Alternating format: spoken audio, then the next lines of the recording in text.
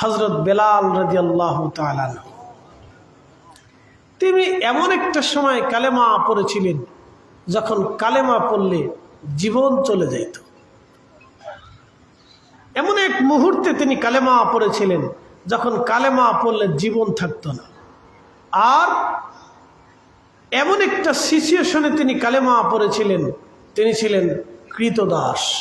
সমাজে কৃতদাসের যখন মূল্যই ছিল না, আমাদের দেশে গরু ছাগলের যেমন দাম, ওই সমাজে মানুষ হিসেবে কৃতদাসের একই রকম দাম ছিল। যখন ইচ্ছে হতো জবাই দিত, যখন ইচ্ছা হতো পিটাইতো, যখন ইচ্ছে হতো খাবার দিত, যখন ইচ্ছে হতো কাজ করাইতো। আমাদের দেশে তো গরু ছাগলকে মানুষ মায়া করে, চুমা দেয়, আদর করে, গোসল করায়, পরিষ্কার করায়, খাবার দেয়। গরু ছাগল অভুক্ত থাকলে মালিক রাগারাগি করে, বেটা আমার গরু কেন না খেয়ে রয়েছে রে। তখনকার দিনে কৃতদাস না খেয়ে থাকলে জিজ্ঞাসাও করতো না। সেই সময় হযরত বেলাল ছিলেন কৃতদাস। এখনকার দেশের ইথিওপিয়া, কেনিয়া, ঘানা, এই অঞ্চলের মানুষকে আগে বলা হতো আবিসিনীয়। ইথিওপিয়া, ঘানা, কেনিয়া, এই অঞ্চলের মানুষের চেহারা আপনারা দেখেছেন, কালা তো কালা, আন্তর্জাতিক খ্যাতিসম্পন্ন কালা।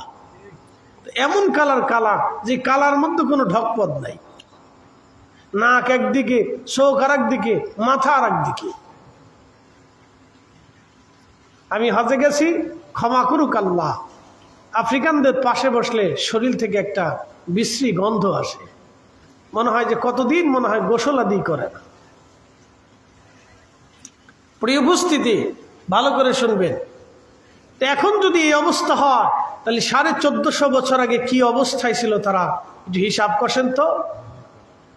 তাদের এই কালো অধ্যায়ের ভিতরে একটা ফুটন্ত ফুল ছিল, হযরতে বেলাল রাদিয়াল্লাহু আনহু। একসাথে বলা যাবে আল্লাহু আকবার। বলেন চেহারায় না ইমানে? জোরে বলেন চেহারায় না ইমানে? একসাথে বলেন চেহারায় না ইমানে? আমাদের মর্যাদা হবে কি চেহারায় না ইমানে? আমাদের মর্যাদা কি এলেমে না ইমানে? আমাদের মর্যাদা কি শিক্ষা না ইমানে? আমাদের মর্যাদা কি অর্থে না ইমানে? আমাদের মর্যাদা হবে কি সম্পদে, ক্ষমতায় না ইমানে? ইমানে, ইমানে ইশকে রসুলে। নতুবা আল্লাহর দরবারে 4 পয়সাও মূল্য নেই, 4 পয়সাও দাম নেই, 4 পয়সাও মূল্য নেই।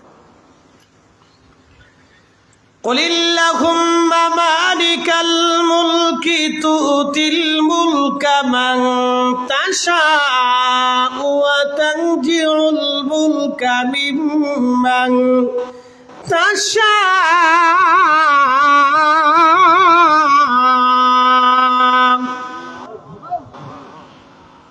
হুজুর আপনি বলেন तमाम মুলকের মালিক আমি আল্লাহ, যাকে ইচ্ছা তাকে ক্ষমতায় বসাই, যার কাছ থেকে ইচ্ছা ক্ষমতা ছিনিয়ে নিয়ে যাই। মালিক একসাথে বলেন, আরো জোরে বলেন। কেউ কেউ ভাবতেছে আমরা ক্ষমতায় গেলে বাংলাদেশের কোনো দরগা, মাজার, দরবার কিচ্ছু রাখবো না। শুনে রাখেন, শুধু স্বপ্ন দেখবেন, কোনোদিন ক্ষমতা দেখবেন না। আপনি ঠিক বললো ঠিক, না ঠিক বললো ঠিক, এগুলি না আমি কখনো মাথায় ভাবিও দেয়। বলে উনি ক্ষমতা বন্টন করেন, আর উনি এমন একজন যিনি তার ওলিদের বিরুদ্ধে চলে যাবে, ওলিদের সাম্রাজ্য ধ্বংস হবে, এমন কাউকে তিনি মসনদে দিবেনই না, অবশ্যই না। কি কথা বল না কেন? উনি বন্টন করে। আমি হিসাব সহজ করি, এই হিসাব আমার কাছে কঠিন টঠিন, ওনার থেকে আসে। কোথাকার কোন দিকে মোড় নিয়ে যাবে কিছু টেরই পাবেন না। ঘুম থেকে উঠে দেখবেন জন্য কিছু, রাত্রে শুনলেন একটা, ঘুমের তো উঠে শুনবেন আর একটা। কি হয়েছে রে, কি হয়েছে নিজেও বুঝতে পারবেন না।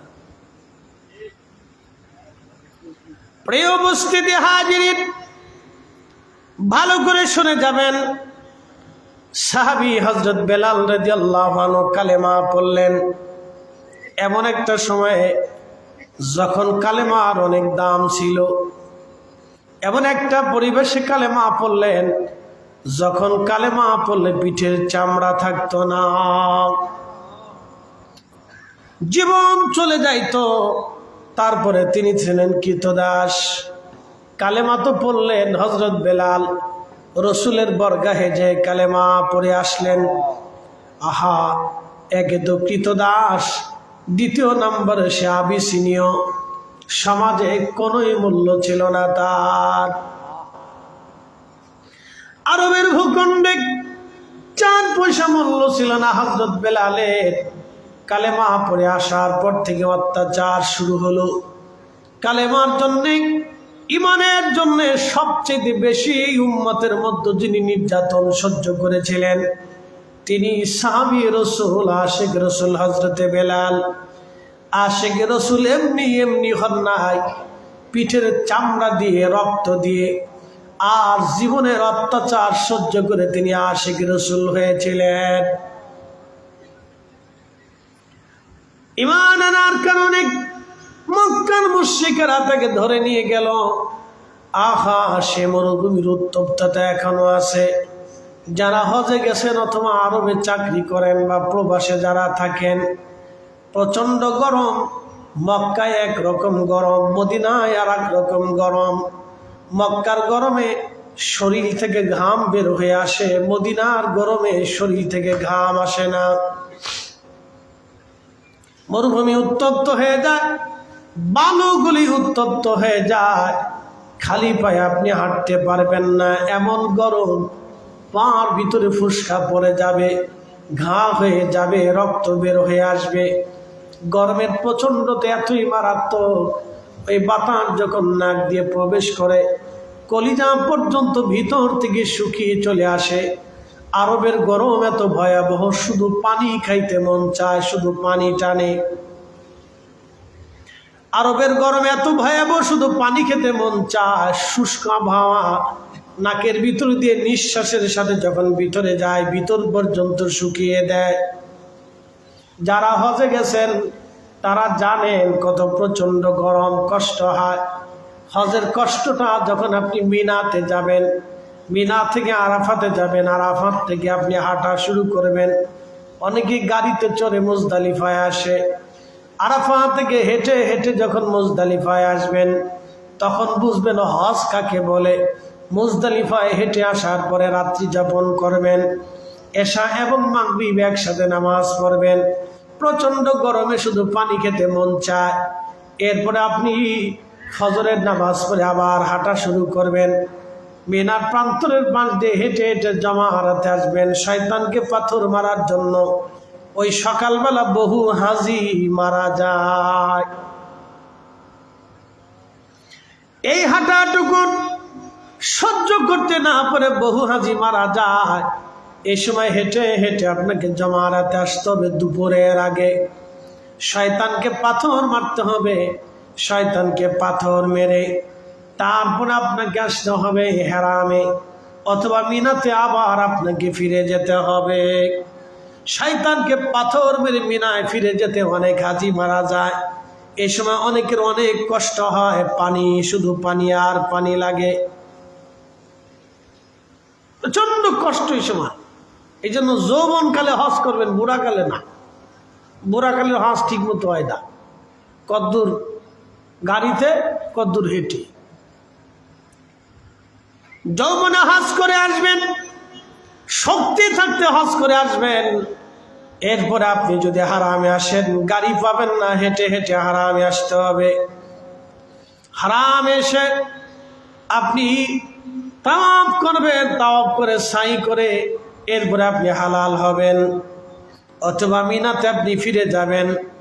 বন্ধু খুব মনোযোগ দিবেন, প্রচন্ড গরমে আপনার শুধু শরীর শুকাবে না, কলিজা পর্যন্ত শুকিয়ে যাবে।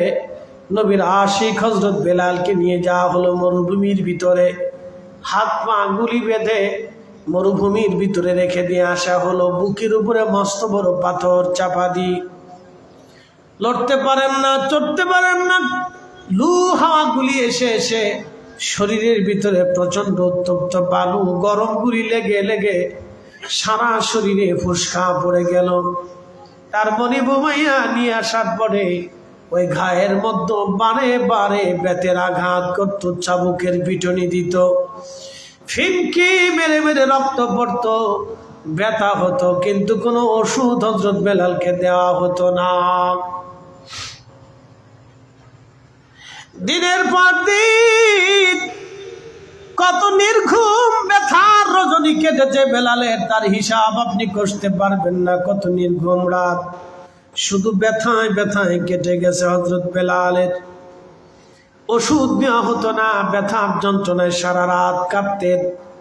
সকাল হলে আবার অত্যাচার শুরু হতো। গলার মধ্যে রশি বেঁধে মক্কার যুবকেরা তাকে টেনে টেনে মক্কার পাথুরি রাস্তা দিয়ে টেনে টেনে নিয়ে ঘুরে বেড়াইতো। দূর থেকে পাথর মারতো, গালিগালাজ করতো হযরত বেলালকে। শুধু একই আওয়াজ আসতো, আহাদ, আল্লাহ এক, আল্লাহ এক, আল্লাহ এক, আল্লাহ এক। চিৎকার মেরে ধরে বলেন আল্লাহু আকবার। কখনো তোমাকে যদি ভুলি, হেদায়েতের আলো জেনে নিয় কাছে তুলি। কখনো তোমাকে যদি ভুলি, হেদায়েতের আলো জেনে নিয় কাছে তুলি। ঠাই দিও প্রিয়তম ওগো মহিয়ান, তুমি রহমান, তুমি মেহেরবান। অন্ধ গাহে না শুধু তোমারি গুণগান, অন্ধ গাহে না শুধু তোমারি গুণগান।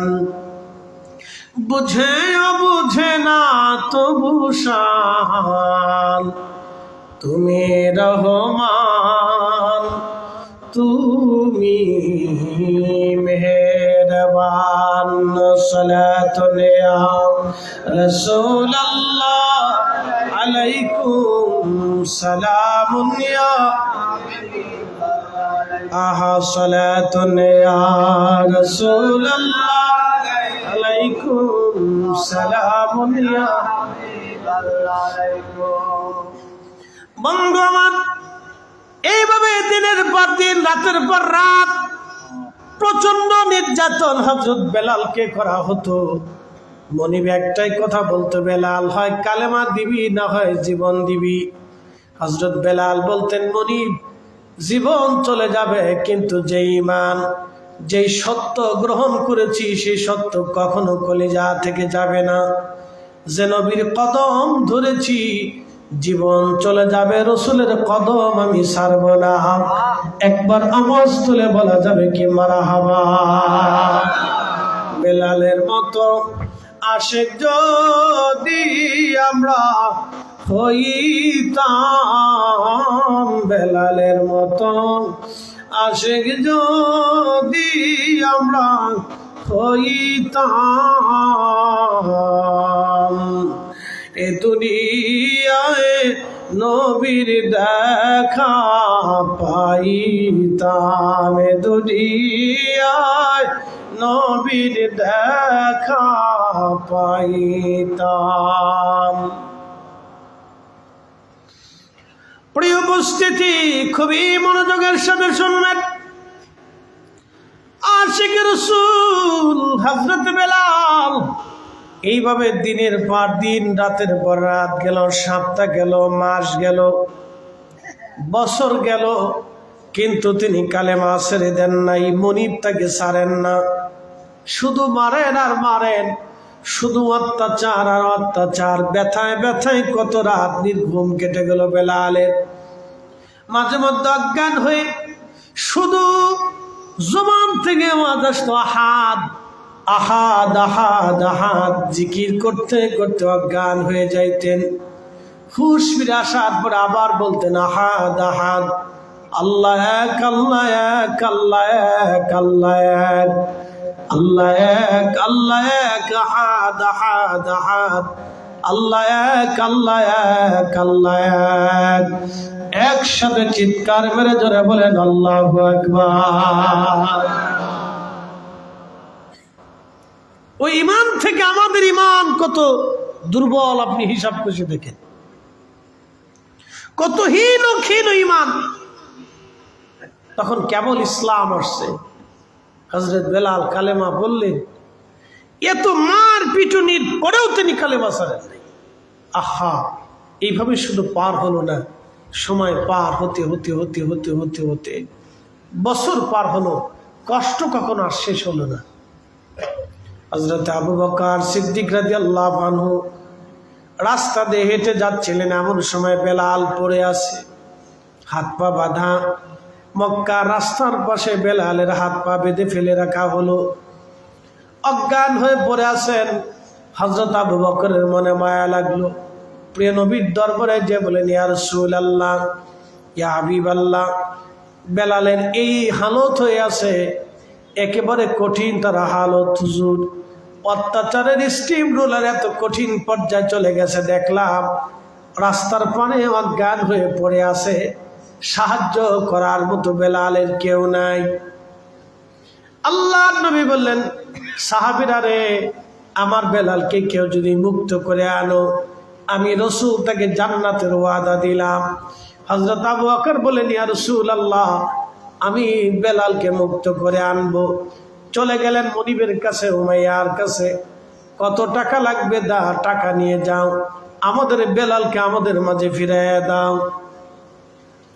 অনেক অর্থ, কোন কোন বর্ণনায় 40,000 দিরহাম দিয়ে হযরত বেলাল রাদিয়াল্লাহু আনহুকে কিনে নিয়ে আসলেন, আজাদ করে দিলেন। হযরত আবু বকর রাদিয়াল্লাহু আনহু আজাদ করে দিলেন, বেলাল যাও, আল্লাহর সন্তুষ্টির জন্য আমি তোমাকে গোলামি থেকে মুক্ত করে দিলাম।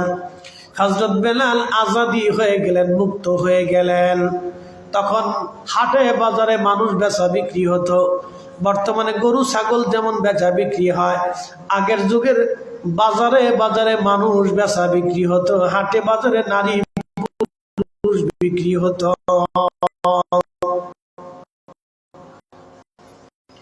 সেই কঠিন সমাজকে প্রিয় নবীজি একটা দিন উপহার দিয়েছিলেন।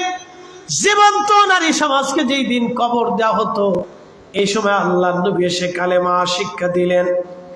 যখন নারীদেরকে উলঙ্গ ভাবে হেরামের চারপাশে তাওয়াফ করানো হতো, সেই সময় আল্লাহর নবী নারীদের সম্মান ফিরিয়ে দিলেন। যেই সময় নারীদেরকে জীবন্ত হারামে কবর দেওয়া হতো, কেউ প্রতিবাদ করতো না, হত্যা মামলা হতো না, বিচার হতো না। নিজের বাবা নিজের কন্যা সন্তানকে কবর দিত।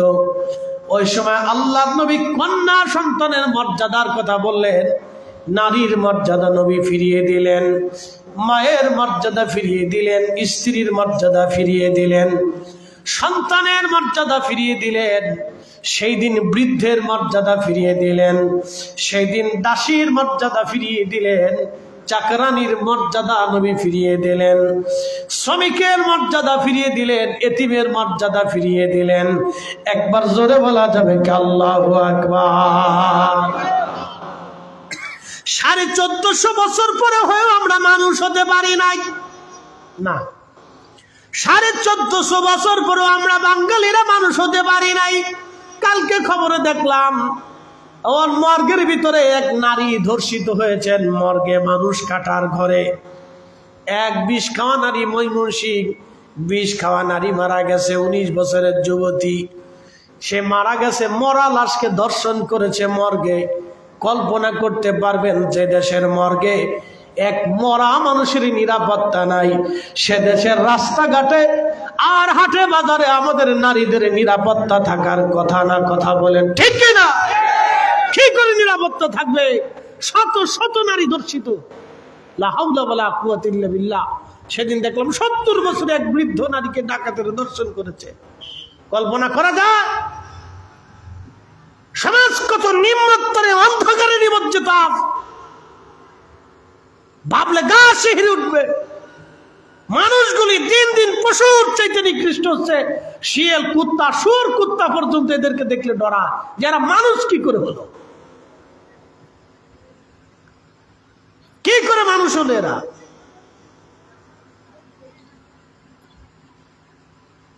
বাংলাদেশে রাত 8টার পরে একটা নারী কোনো শহরে নিরাপদ নাই। বাংলাদেশের কোন শহরে রাত 8টার পরে একটা নারী নিরাপদ নাই। কোন রাস্তাও নারী নিরাপদ নাই, এমনকি গ্রামেও নারী নিরাপত্তা নাই। ভাবলে অবাক হয়ে যাবেন। আমি মালদ্বীপে গেলাম মাহফিল করার জন্য, মালে ভিলা কলেজে। মালদ্বীপের রাত 2টো, 3টে, 4টে পর্যন্ত হেঁটে যাচ্ছে, কেউ জিজ্ঞাসাও করে না। মালয়েশিয়ার রাস্তা দিয়ে নারীরা হেঁটে হেঁটে চলে যাচ্ছে। রাত 2টা, 3টা কুয়ালালামপুরে দেখেছি রাত 2টা, 3টায় নারীরা রাস্তা দিয়ে হাঁটে, কেউ জিজ্ঞাসাও পর্যন্ত করে না, কেউ জিজ্ঞাসাও পর্যন্ত করে না নারী কোথায় যায়। ধরা তো দূরের কথা, জিজ্ঞাসাও পর্যন্ত করে না নারী কোথায় যায়। এত নিরাপত্তা একটা দেশে, অথচ আমরা 80%, 85% মুসলমানের দেশে, কালেমা পণ্যওয়ালা আর মুসলমানের দেশে আমার স্ত্রী, আমার কন্যা, আপনার স্ত্রী, আপনার মেয়ে, আপনার বোন, এদেশে রাস্তাঘাটে, বাজারে, কলেজ, ভার্সিটি নিরাপত্তাহীন হয়ে গেছে। তার মানে আমরা এখনো পর্যন্ত কালেমা নিয়েছি, কিন্তু মানুষ হতে পারি নাই। কথা বলেন ঠিক কিনা? কালেমা নিয়েছি, মানুষ হইতে পারি নাই। না, মানুষ হইনি, এখনো পর্যন্ত মানুষ হয়নি। আমরা অনেক দেরি, এখনো অনেক দেরি। কল্পনা করা যায় সেই আইয়ামে জাহিলিয়াত মনে হয় আমাদের দেশের মধ্যে ঢুকে গেছে। আইয়ামে জাহিলিয়াত মনে হয় আমাদের দেশে ঢুকে গেছে। কয়দিন আগে দেখলাম এক পুত্র বাবার বিরুদ্ধে মামলা করেছে, বলে সে আমার স্ত্রীকে ধর্ষণ করে। কি বুঝলেন? বললাম কি, শুয়োর আর কুত্তা পর্যন্ত এদেরকে দেখলে লজ্জা পায় যে মানুষ কি করে হলো, মানুষ কি করে হলো। এই জন্য সমাজ এত নিকৃষ্ট হয়েছে, গা শিহরে উঠবে কোন কথাগুলি শুনলে আপনার। এই জন্য মুসলমান তো হতেই হবে মুসলমান। লা তামুতুন্না ইল্লা ওয়া আনতুম মুসলিমুন। মুসলমান না হয়ে কবরে এসো না, মুসলমান হয়ে কবরে আসো। ওই আইয়ামে জাহিলিয়াতের সময় নারীদেরকে জীবন্ত কবর দিত। আইয়ামে জাহিলিয়াতের সময় বাবা নারী সন্তানকে দর্শন করত। আইয়ামে জাহিলিয়াতের সময় এক নারীতে বহু পুরুষে সেই নারীকে ব্যবহার করত। আহা, সেই কঠিন সময়ে কল্পনা করবেন, আজ থেকে 200 বছর আগে ভারত উপমহাদেশে সনাতনী জীবন ব্যবস্থাতে সতীদাহ প্রথা ছিল। সতীদাহ প্রথা বলে, সতীদাহ প্রথা কি? স্বামী মারা গেলে স্বামীর সাথে জীবন্ত চিতা স্ত্রীকে আগুনে পুড়িয়ে মেরে তারপরে তারা বলতো আমরা সতীদাহ প্রথার অর্থ হলো আমরা স্বামীর সাথে স্ত্রীকে স্বর্গে পাঠাই দিলাম। জীবন্ত স্বামীর সাথে আগুনের ভিতরে পুড়াইয়া একজন স্ত্রীকে স্বর্গে পাঠাইতো। আজ থেকে 200 বছর আগে ভারতে হতো। মিশরীয় নারীরা সুন্দরী কুমারীকে নীল নদের পাড়ে নিয়ে জীবন্ত জবাই করা হতো। রক্তগুলি নীল নদে চলে যাওয়ার পরে ওরা বিশ্বাস করত নীল নদে জোয়ার আসে। কত নারীর জীবন এইভাবে চলে গেল ইসলাম আসার আগে। ইসলাম যে ভূখণ্ডে যায় নাই, কত মানুষের জীবন এইভাবে চলে গেল। অথচ আমরা কালমা পণ্যওয়ালা জাতি, আজও পর্যন্ত রসুলের আদর্শ আমরা নিতে পারি নাই। এ নবীর আদর্শ জমিনে বাস্তবায়ন করতে দিয়ে সাহাবীদের পিঠের চামড়া চলে গেল, কলিজার খুন রক্ত জমিনে ঝরাইয়া নবীর আদর্শ জমিনে তারা বাস্তবায়ন করে গেল। অথচ নবীর আদর্শ পাওয়ার পরে এখনো পর্যন্ত মানুষ হতে পারি নাই। কি কথা বল না কেন? এখনো পারি নাই। এদেশে হাজার হাজার ওয়াজ হয়, বাংলাদেশে যত ওয়াজ হয় সারা পৃথিবীতে তত ওয়াজ হয় না। না, সারা পৃথিবীতে এত ওয়াজ হয় না। আমাকে দেখান পৃথিবীর কোন দেশে বাংলাদেশের মতো মাহফিল হয় দেখান। সারা সৌদি আরব ঘুরবেন, একটা সম্মেলনও পাবেন না। সারা বছরে একটা দুটো পেলে পেতে পারেন, না হয় নাও পেতে পারেন। এইভাবে কখনো ওয়াজ করে না। জুমার দিনে সৌদি আরবে খুতবার আগে কোনো আলোচনা নেই, ওয়াজ নসিহত নেই। স্বয়ং হারাম শরীফে খুতবার আগে হারামের ইমামরাও পর্যন্ত ওয়াজ করে বুঝায় না। কি কথা ঠিক আছে না? না, হারামের ইমামরা শুধু খুতবা দেয়, একটা হাদিস বলবে, আয়াত বলবে, ওরা তো আরবি বুঝে, তা আল্লাহ কি বলছেন, রসুল কি বলছেন, এতটুকুনি ব্যাখ্যা বিশ্লেষণ করে তাদেরকে বুঝাবে না যে আপনাদের এই কাজ করার দরকার, আপনারা এই কাজ করেন। নসিহত নাই, কুয়েতে নাই, দুবাই নাই, বাহরাইনে নাই, জর্দানে নাই, ওমানে নাই, মিশরে নাই। সারা পৃথিবীতে বাংলাদেশের মতো এত মাহফিল হয় না। মালয়েশিয়াতে নাই, পৃথিবীর কোন দেশে নাই এরকম। বাংলাদেশে যত মাহফিল হয় এত মাহফিল পৃথিবীর কোন মুসলিম দেশে নাই, অমুসলিম দেশেও নাই। ভারতে আর বাংলাদেশে যত মাহফিল হয়, পাকিস্তান, ভারত, বাংলাদেশ, এই তিন দেশে মাহফিল হয় সারা পৃথিবীতে। তাছাড়া এত মাহফিল পৃথিবীর কোথাও নাই।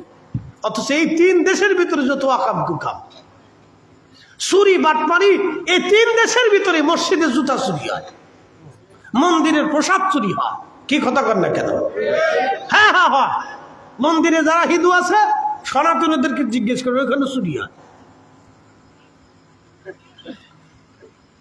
ওখানে চুরি করে ওরা। বাংলাদেশের মসজিদে চুরি হয়, মসজিদের তালা ভাঙ্গে তারপরে দান বাক্সের টাকা চুরি করে নিয়ে যায়। কুত্তায় লয়ে যায়, কুত্তায় লয় না, মানুষই লয়। হ্যাঁ, কুত্তায় লয়ে যায়। ও আন্তর্জাতিক খ্যাতি সম্পন্ন কুত্তা, বুঝতে পারছো? তবু আজ কারে শোনাবো? রন্দে রন্দে জাহিলিয়াত ঢুকছে দেশে, রন্দে রন্দে জাহিলিয়াত। এদেশের পলিটিশিয়ান যারা আছে, রাজনীতি যারা করে, তারাও নোংরা হয়ে গেছে। আর আমাদেরকে এইভাবে সারা বাংলাদেশের পরিবেশ এরকম হয়ে গেছে।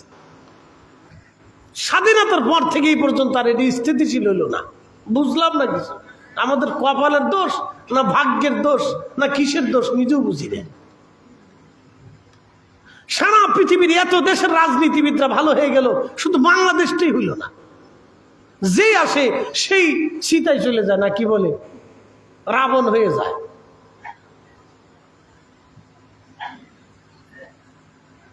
শোনা যাবে না হাজিরিন, সাহাবী হযরত বেলালের কলিজার খুন দেওয়া ইসলাম। এটা এই ইসলাম এমনি আসে নাই। হযরত বেলালের রক্ত দেওয়া ইসলাম, ঘাম ঝরানো, পিটুনি খাওয়া ইসলাম এটা। সেই দিন হযরত বেলালের পিঠের চামড়া চলে গেল।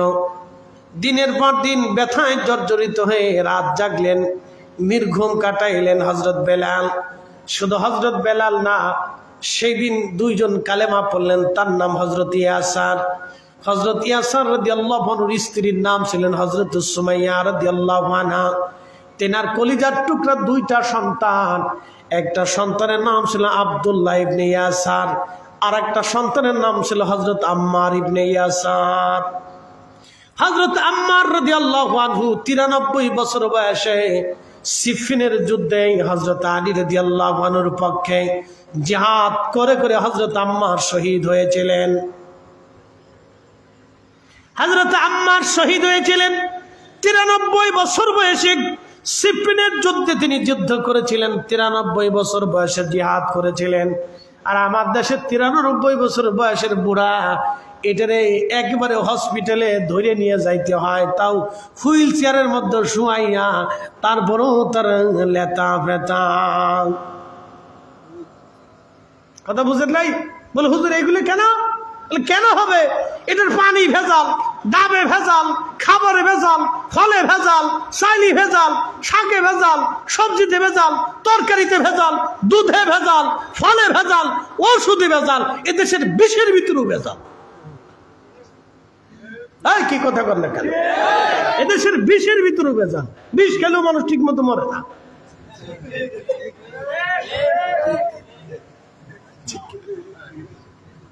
কি দেশে বাস করে এবার চিন্তা করে। তো 93 বছর বয়সে সেই জমানাতে তারা যুদ্ধ করছে। যুদ্ধ কি ফুটবল খেলা নাকি? হ্যাঁ, ও দেশের ওই সময়কার এক একটা তলোয়ারের ওজন বুঝেন, শুধু তলোয়ার ঢাল, ঘন্টার পর ঘন্টা তলোয়ার চালাইতে হইতো। তখন তো 2 বাড়ি দিলে আপনার হাঁপুনি উঠে যাবে, তখন ঘন্টা ব্যাপী তলোয়ার চালাইতে হইতো, তলোয়ার চালাইতে হইতো, তলোয়ার ঠেকাইতে হইতো। যুদ্ধ ছেলে খেলে না, তখনকার যুদ্ধ ছেলে খেলে না। ওখানে এমনি একজন বন্দুক একটা ধরে টিপিস টিপিস করে মারবেন, সেই দিনের যুদ্ধ টিপিস টিপিস করে মারা যুদ্ধ ছিল না। এখন তো এটা আরামের যুদ্ধ হয়েছে। এই জায়গায় বসে খালি সুইচ টিপ দিবার ক্ষেপণাস্ত্র উড়ে যায়, ধুম করে মারবে। দূর থেকে বসে বন্দুক একটা চাপতে ধরে টিপিস টিপিস টিপিস টিপিস করে মারবে। সেই দিনের যুদ্ধ টিপিস টিপিস করে মারা যুদ্ধ ছিল না। তলোয়ার চালাইতে হতো, তলোয়ার ঠেকাইতে হতো, আবার যুদ্ধ করতে হতো, মারতে হইতো, মরতে হইতো। 93 বছর বয়সে হযরত আম্মার রাদিয়াল্লাহু আনহা যুদ্ধ করেছিলেন। তার মা হযরত সুমাইয়া রাদিয়াল্লাহু আনহা শহীদ, এই ইসলামের প্রথম শহীদ, এই দ্বীনের জন্য যিনি প্রথম কুরবানি হয়েছিলেন হযরত সুমাইয়া রাদিয়াল্লাহু আনহা। আহা, সেই দিন তার ভাত পাগুলি বেঁধে আবু জাহেল তার গুপ্তাঙ্গে বর্ষা নিয়ে কুপিয়ে কুপিয়ে খুঁচিয়ে খুঁচিয়ে নির্মম ভাবে তাকে শহীদ করেছিল। তিনি সুমাইয়া রাদিয়াল্লাহু আনহা রব্বে করিমের দরবারে চিৎকার মেরে বলেছিলেন, হে রব, আমি শহীদ হতে চলেছি। আল্লাহ, আমি যে সত্য কবুল করেছি, রব্বানা লা তুজি কুলুবানা বাদা ইদ হাদাইতানা। আল্লাহ, আমি যে হেদায়েত তুমি আমাকে দিয়েছ, হে হেদায়েতের পরে আল্লাহ তুমি আমাকে গুমরা বানাইও না। আল্লাহ, যে ঈমান আমি কবুল করেছি, সেই ঈমান যেন আমার কলিজা থেকে বের হয়ে না যায়। একসাথে বলবেন আল্লাহু আকবার। না হয় না, আরো জোরে বলেন, জোরে বলেন। আর আমাদের দেশের সুমাইয়া, আমাদের দেশের বেটিরা খালি ফুচকা খেয়ে বেড়ায়। কি কথা করবে কেন? শটপটি খেয়ে বেড়ায়, ফুচকা খেয়ে বেড়ায়। এটা বেটি দিয়ে বড় চাতা হইব। কষ্ট হচ্ছে আপনাদের? বুঝে যান। প্রিয় উপস্থিতি হাজিরিন, হযরত সুমাইয়া রাদিয়াল্লাহু আনহার স্বামী হযরত ইয়াসর রাদিয়াল্লাহু আনহু, আম্মার রাদিয়াল্লাহু আনহুর বাবা, 2 পা রশি দিয়ে বাঁধা হলো। তার 2 পা রশি দিয়ে বেঁধে 2 উটের গলার মধ্যে রশি বেঁধে দেওয়া হলো। 2 উট 2 দিকে ছুটিয়ে দেওয়া হলো। উট দৌড়াচ্ছে। হযরত ইয়াসর রাদিয়াল্লাহু আনহুর পায়ের মাঝখান থেকে ছিঁড়ে ফেরে একজন মানুষ দ্বিখণ্ডে বিক্ষিপ্ত হয়ে গেল। তারপরেও তিনি ঈমান ছেড়ে দেন নাই। আহা, হযরত ইয়াসর রাদিয়াল্লাহু আনহুর খুনের কালেমা এটা। হযরত সুমাইয়া রাদিয়াল্লাহু আনহা খুনের কালেমা এটা। হযরত বেলাল রাদিয়াল্লাহু আনহুর ত্যাগের কালেমা এটা। এই ইসলাম পাওয়ার পরেও যদি আপনি মুসলমানিত্ব না বুঝেন, কালেমা না বুঝেন, ঈমান না বুঝেন, যদি রসুল না চিনেন, তাহলে আপনার মতো ব্যর্থ, আপনার মতো অপারক, আপনার মতো অবুঝ আর বিবেকহীন দুনিয়াতে আর একজনও হতে পারে না। কথা বলেন ঠিক কিনা?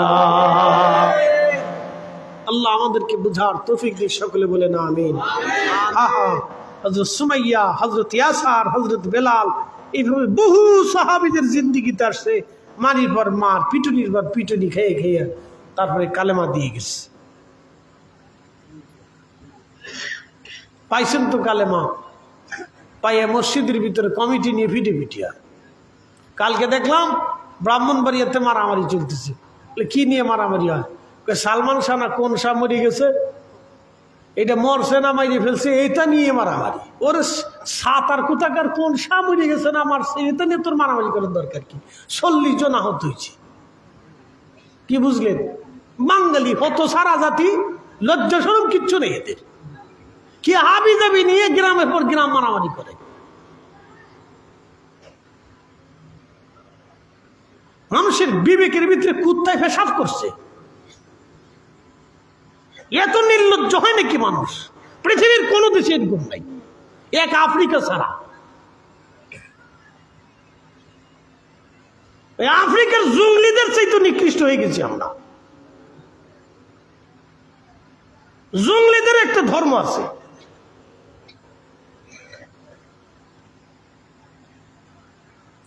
প্রিয় উপস্থিতি হাজিরিন, ভালো করে শুনে নেবেন। হযরত হযরতে বেলাল রাদিয়াল্লাহু আনহু চলে গেলেন হিজরত করে মদিনাতুল মুনাওয়ারা। মদিনাতুল মুনাওয়ারা চলে যাওয়ার পরে হযরত আবু বকর, হযরত ওমর, উসমান, আলী সবাই মদিনাতুল মুনাওয়ারা হিজরত করে চলে গেলেন। আযান তখনও আসে নাই। মসজিদে নববী প্রতিষ্ঠিত হলো। সাহাবায়ে কেরাম বিভিন্ন জন বিভিন্নভাবে প্রস্তাব দিল। কেউ বলল ইহুদিদের মতো আমরা ঘন্টা ধ্বনি দিব, আজান দিব। কেউ বলল খ্রিস্টানদের মতো ঘন্টা দিব। কেউ বলল এমুক। নানান জন নানান কথা বলতে লাগলো। আমরা আজানের জন্য কিভাবে ডাকবো, এইভাবে সবাই এক একজন এক এক প্রস্তাব দিতে লাগলো। প্রস্তাব দেওয়ার পরে সমস্ত সাহাবীরা বাড়ি চলে গেলেন। সাহাবীরা ঘুমিয়ে পড়লেন, আল্লাহর নবী ঘুমাইলেন। স্বপ্নের মাধ্যমে আল্লাহর নবীর দরবারে ওহী এসে গেল, ইয়া রাসূলুল্লাহ এইভাবে আজান দেন যেইভাবে আমরা আজান দেই। স্বপ্নে নবীজিকে আল্লাহ জানাইলেন, হুজুর এইভাবে আজান দেন, আশহাদু আল্লা ইলাহা ইল্লাল্লাহ আশহাদু আন্না মুহাম্মাদার রাসূলুল্লাহ সাল্লাল্লাহু আলাইহি ওয়াসাল্লাম। একবার জোরে বলা যাবে কি মারহাবা? এই আপনাদের দিকে আমার দিকে তাকান। পৃথিবীর সব দেশে মাগরিব কি একসাথে হয়? জোরে বলেন। বাংলাদেশের সব অঞ্চলে কি একসাথে মাগরিব হয়? ঢাকাতে যখন মাগরিব হয় ৫-৭ মিনিট পরে ঠাকুরগাঁয়ে তখন মাগরিব হয়। তার ৫ মিনিট পরে কলকাতার দিকে মাগরিব হয়। তার ৫ মিনিট পরে আরো পরে হয়। যত পশ্চিমে যায় তত মাগরিব দেরি হতে থাকে। এর অর্থ বুঝেন? বুঝাইতেছি। এর অর্থ হলো পৃথিবীতে আজান চলমান থাকে। যত পিছে যাবে তত মাগরিব পিছে যাবে, তত আজান বাড়তে থাকে। সারা পৃথিবীতে মসজিদ আছে, সারা পৃথিবীতে মসজিদের আজান চলমান থাকে। যত সুবহে সাদিক পরে হবে, সব পৃথিবীর একসাথে সুবহে সাদিক কোথাও হয় না, একসাথে জোহর হয় না, একসাথে আসর হয় না, একসাথে এশা হয় না, একসাথে মাগরিব হয় না। পৃথিবীতে সব সময়ের জন্য আজান চলমান থাকতে থাকে। সেকেন্ডের জন্য কোনো মিনিটে আজান বাদ যায় না। একসাথে বলবেন আল্লাহু আকবার। না হয় না, আরো জোরে বলেন, জোরে বলেন, জোরে বলেন, বুঝাইতেছি। একসাথে জোরে চিৎকার মেরে বলেন আল্লাহু আকবার। বলেন ইয়া রাসূলুল্লাহ। ও আমরা তো শিরিক করছি, বেদাত করছি, বলে নারায়ে তাকবীর আল্লাহু আকবার, নারায়ে রিসালাত ইয়া রাসূলুল্লাহ কই বলে। ও বেটা ছাতা, বেটা মাহফিজ, ভালো করে শুনে নাও, ভালো করে শুনে নাও। পৃথিবীতে কোনো মিনিটের জন্য আজান বন্ধ হয় না, আজান চলমান থাকে। তার অর্থ হচ্ছে আজানে আশহাদু আল্লাহর পরে আশহাদু আন্না মুহাম্মাদুর রাসূলুল্লাহ আমরা লিখে নেই, আল্লাহ স্বয়ং পাঠিয়ে দিয়ে আল্লাহ নামের পরে রসুলের নাম আল্লাহ চালু রেখে দিয়েছে। কথা বলেন ঠিক না বেঠে? আমরা নারায়ে রিসালাত দিলে শরীরে চুলকানি আসে, ভালো লাগে না, তখন খুব খারাপ লাগে। আল্লাহ কয় দাঁড়া, দিবি না?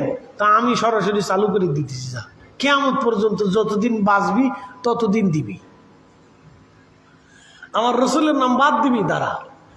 আল্লাহ নাস লাগিয়ে দিতেন, তাহলে এই উম্মত রসুলের নাম বাদ দিয়ে দিত, অবদানকে অস্বীকার করতো। এই জন্য আল্লাহ চালু রেখে দিয়েছে।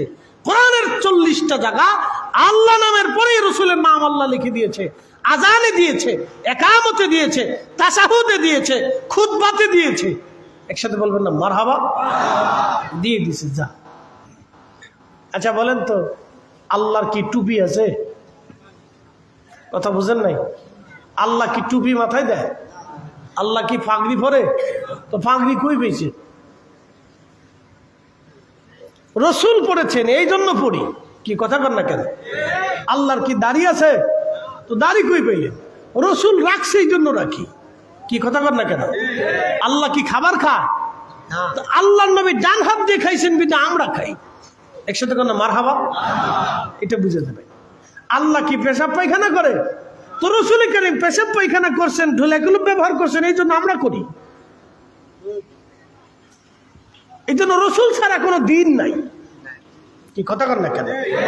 নবী ছাড়া ইমাম নাই, রসুল ছাড়া ঈমান নাই, দিন নাই, ধর্ম নাই, কিচ্ছু নাই। কি কথা কর না, রসুল আছে, সব আছে, নবী নাই, কিচ্ছু নাই। আল্লাহ দেখছেন কোনদিন? কথা কেন, আল্লাহ কোনদিন দেখছেন? দেখাইতে পারবেন আল্লাহ কোন জায়গায় আছে? দেখান তো, দেখান আল্লাহ কোথায় আছে, দেখান তো। আল্লাহ কেমনে আছে বুঝলেন? রসুল বলে গেছেন, আমরা বিশ্বাস করি। কি কথা কেন? দেখান। কবরে আযাব হয়েছে, দেখাইতে পারবেন? দেখান তো, কোন কবরে আযাব হয় দেখান। কবর খোঁড়েন, কি বুঝলেন কিভাবে? রসুল বলেছেন কবরে আযাব হয়, নবী দেখছেন, আমরা বিশ্বাস করি। কি কথা কন না কেন? আমাদের ঈমান রসুল দিয়া, আমাদের আল্লাহ চেনা রসুল দিয়ে। বেহেশত আছে কোনদিন দেখেছেন? না। নবী বলেছেন, বিশ্বাস করেছি। কি কথা কন না কেন? কোরআনের আয়াত, আলিফ লাম মিম যালিকাল কিতাবু লা রাইবা ফীহি হুদাল লিল মুত্তাকিন। বলেন তো, কোন সাহাবী কি আল্লাহ তেলাওয়াত করছে শুনেছেন? তো সাহাবীরা বিশ্বাস করলেন কি দিয়া? নবী বলেছেন আলিফ লাম মিম যালিকাল কিতাবু লা রাইবা ফীহি হুদাল লিল মুত্তাকিন। সাহাবীরা বলে, সাদাকতি ইয়া রাসূলুল্লাহ, আপনি সত্য বলছেন। মারহাবা বলবেন না? তাহলে সাহাবীরা আগে বিশ্বাস করছে রসুলকে। আস্তে কোনকে জোরে বলেন, বুঝেন নাই? সাহাবীরা আগে একই নামছে রসুলের উপরে। নবী 100% বিশ্বাস করেই আল্লাহ মেনে নিয়েছে। আল্লাহু আকবার, জোরে খান আল্লাহু আকবার। এই জন্য আমরা রসুলের গল্প করি, আমরা নবীর কথা বলি, আমরা রসুলের ইশকের কথা বলি, নবীর তাজিমের কথা বলি, নবীর মহব্বতের কথা বলি, রসুলের সুন্নতের কথা বলি, রসুল কারীমের জিন্দেগির কথা বলি, নবীর শানের কথা বলি। তারপরে যার ভালো লাগে না, বুঝতে হবে তার ঈমান নষ্ট হয়ে গেছে। কথা বলে ঠিক কিনা? হিসাব বরাবর, একেবারে বরাবর হিসাব। আমরা পছন্দ হলে হবে, না হলে না হবে, ওর সাথে আমরা ডরাই না। আনোয়ার আবাসী হাজিরিন, ভালো করে শুনে যাবেন। হযরতে রাসূল করিম ঘুমিয়ে আছেন, স্বপ্নে আল্লাহ আযান পাঠিয়ে দিলেন। পরের দিন নবীজি বললেন, সাহাবীরা রে, এইভাবে আযানের শব্দ বলে আমার কাছে আল্লাহ পাঠিয়েছেন। বেলাল, লাব্বাইক ইয়া রাসূলুল্লাহ, যাও তোমরা আমার বেলালকে আযান শিখাও। আমার বেলাল আজকে থেকে আযান দিবে মসজিদে নববীতে। হযরতে বেলাল মুয়াজ্জিন হয়ে গেল, একজন নিগ্র কালো কৃতদাস, কোনো লেখাপড়া নাই, নিজের নামটা পর্যন্ত লিখতে পারতেন না। তিনি এমন এক মসজিদের মুয়াজ্জিন, যে মসজিদের রানিং ইমাম রাহমাতুল লিল আলামিন, সব নবীদের ইমাম যিনি, তিনি সেই মসজিদের ইমাম আর মুয়াজ্জিন হযরতে বেলাল। আযান শুরু হলো, নবীজি নামাজে আসতেন। দামি দামি সাহাবীরা সেই দিন ছিলেন মুসল্লি।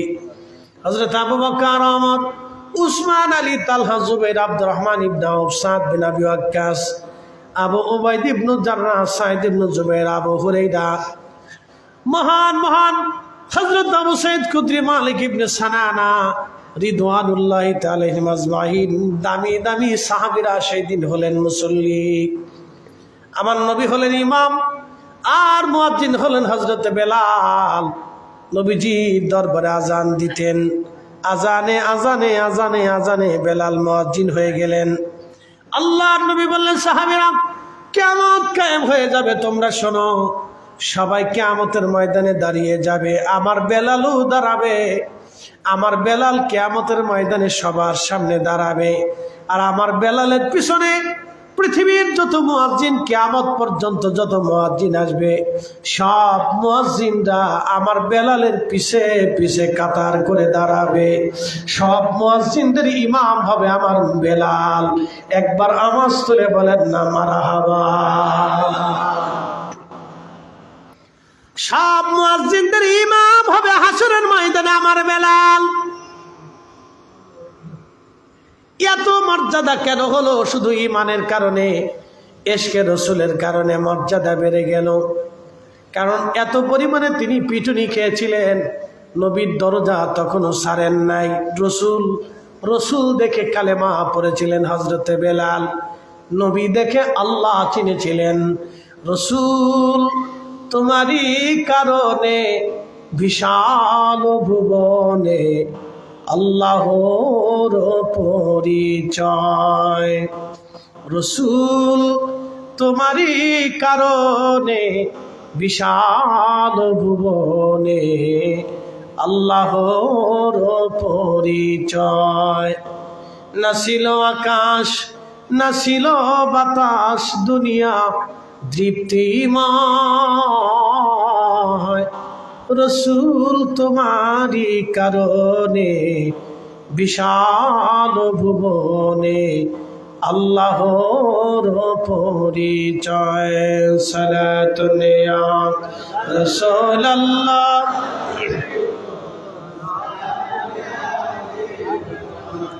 আহা হয় না জবান খুলে সালাতুন ইয়া রাসূলুল্লাহ আলাইকুম। প্রিয় উপস্থিতি হাজিরিন, হযরত বেলাল রাদিয়াল্লাহু আনহু আযান দিতে লাগলেন।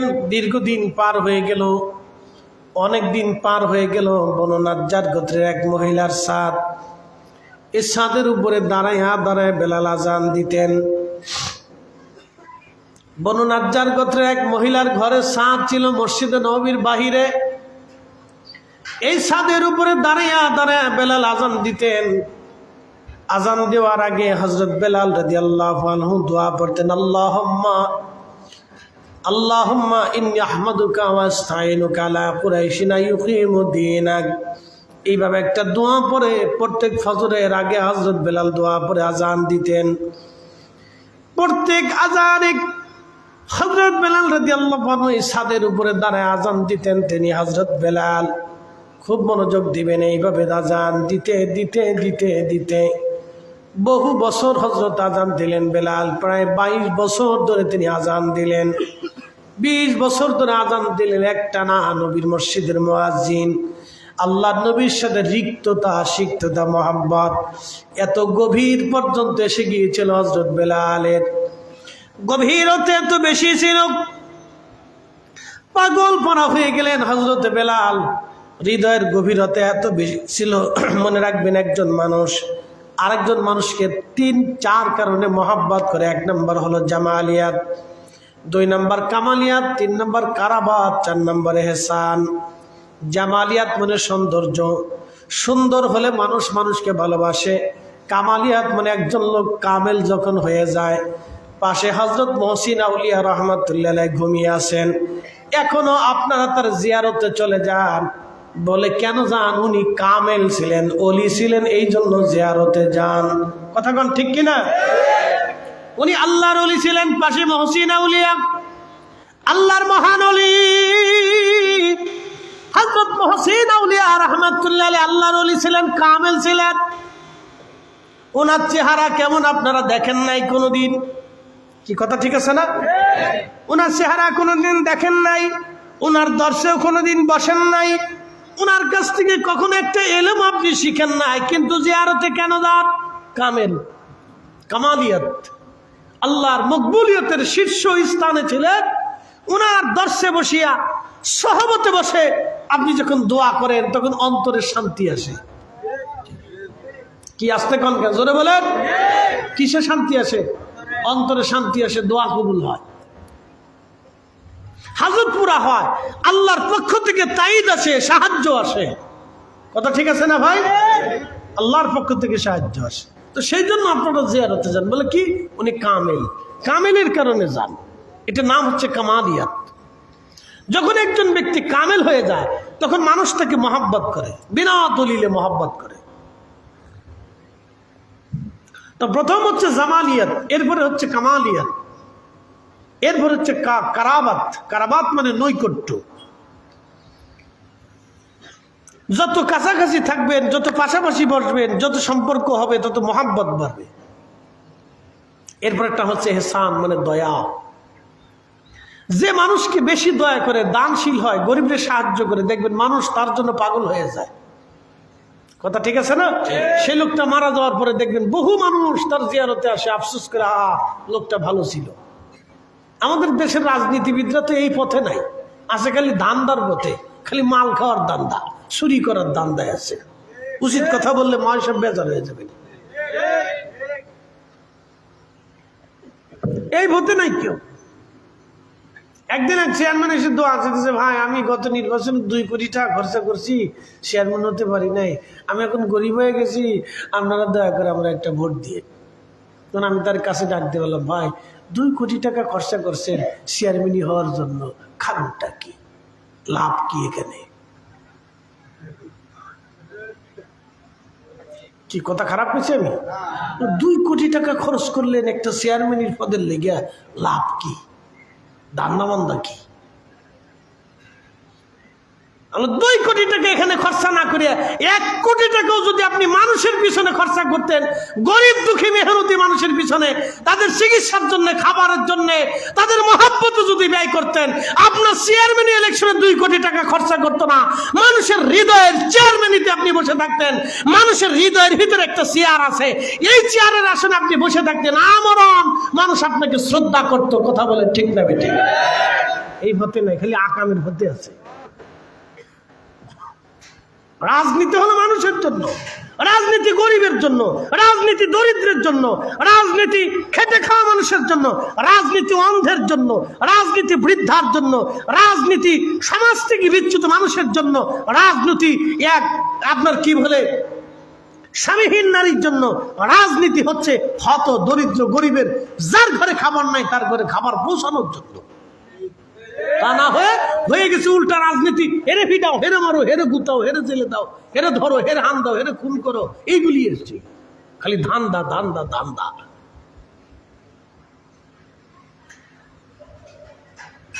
রাজনীতি শিখতে হলে বাংলাদেশের রাজনীতিবিদদেরকে পাঠানোর দরকার আমেরিকা, তুরস্ক, মালয়েশিয়া, তাদেরকে পাঠানোর দরকার। ইউরোপে চলে যাও, রাজনীতি শিখে শিখে যাও। এবং তাদেরকে খ্রিস্টানদের কাছে পাঠানো দরকার, যাও তোমরা ওইখান থেকে শিখে আসো রাজনীতি কারে কয়।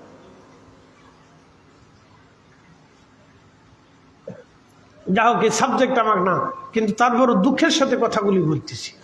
আমরা মুসলমানরা হওয়ার কথা ছিল কি, আমাদেরকে দেখে অন্যান্য জাতিরা আফসোস করার কথা ছিল, আরে ওরা মুসলমান উন্নত হয়ে গেছে, ওরা কত সুন্দর চরিত্রবান, আমাদেরকে দেখা তাদের লজ্জা পাওয়ার কথা ছিল।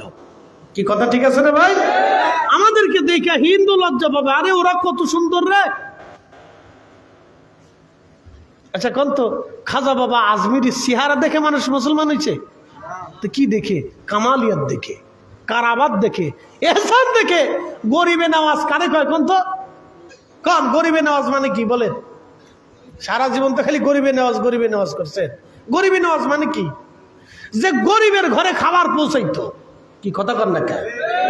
যে গরিবের সাহায্যকারী হইতো তারই তো গরিবে নামাজ কয়। কি কথা কর না কেন? তো খাজা বাবা গরিবে নামাজ ছিল, গরিবে নামাজ।